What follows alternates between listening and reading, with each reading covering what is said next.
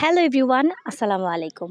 আজকে খুবই ইজি ওয়েতে বাটা মশলা দিয়ে ভীষণ মজার একটা চিকেন রেসিপি শেয়ার করব। এইখানে দেখতেই পাচ্ছ আমি প্রথমে একটা বড় সাইজের যে কক মুরগি আছে সেটাকে পরিষ্কার করে ধুয়ে কেটে নিয়েছি আর খুব সুন্দর করে কিন্তু কয়েকবার ধুয়ে নিয়েছি। চিকেনের পিসগুলো আমি আমার পছন্দ অনুযায়ী একটু বড় বড় করে কেটে নিয়েছি। আর এখন একটা আমি বাটা মশলার জন্য কিছু মশলা নিব, সেই মশলাগুলো এখানে অ্যাড করছি। এইখানে আমি দারুচিনি, এলাচ, তারপরে হচ্ছে লবঙ্গ, গোলমরিচ, ধনিয়া, জিরা এবং শাহি জিরা নিয়েছি আর অল্প একটু জয়ত্রী।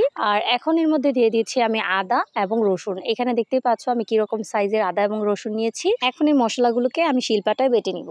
এখন মশলাগুলোকে দিয়ে প্রথমে আমি শুকনো মশলাগুলোকে দিয়েছি, তারপর এর মধ্যে অল্প একটু পানি দিয়ে মশলাগুলোকে বেটে নেওয়ার পর আদা এবং রসুনটাকে আমি লাস্টে বেটেছি। আর বরাবরের মতোই বাটা মশলা দিয়ে মাংস রান্না করলে বা যে কোনো রান্না করলে এই টেস্ট যে কত ভালো আসে সেটা কিন্তু সবাই জানে। আর এখন দেখতে পাচ্ছ আমার মশলাটা বাটা হয়ে গেছে, এবার এটাকে এক সাইডে রেখে দিচ্ছি। আর এদিকে আমি চুলা একটা কড়াই বসিয়ে দিয়ে পরিমাণ মতো তেল দিয়ে দিলাম। এখন তেলটা গরম হয়ে গেলে এর মধ্যে আমি বেশ অনেকটা পরিমাণ পেঁয়াজ কুচি দিয়ে দিচ্ছি। এর মধ্যে আমি দিয়ে দিলাম 2 থেকে 3টার মতো তেজপাতা। এখন এই পেঁয়াজটাকে একটু গোল্ডেন ব্রাউন করে ভেজে নিচ্ছি। আর এখন পেঁয়াজটা অনেকটাই ভাজা হয়ে গেছে, এবার এর মধ্যে যে মশলাগুলোকে আমি বেটে রেখেছিলাম সেটাকে অ্যাড করে দিচ্ছি।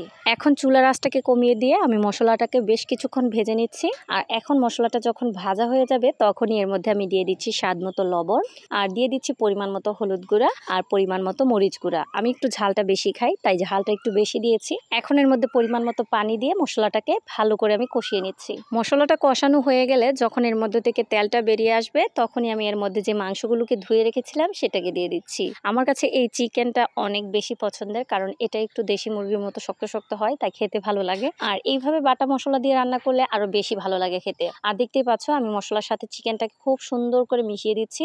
আর এখন চুলার আঁচটাকে মিডিয়াম টু লো হিটের মধ্যে রেখে এই অল্প পরিমাণ পানি দিয়ে মাংসটাকে ভালো করে কষিয়ে নিচ্ছি। এখন দেখতেই পাচ্ছ মাশাআল্লাহ মাংসের কালারটা কিন্তু অনেক সুন্দর হয়েছে।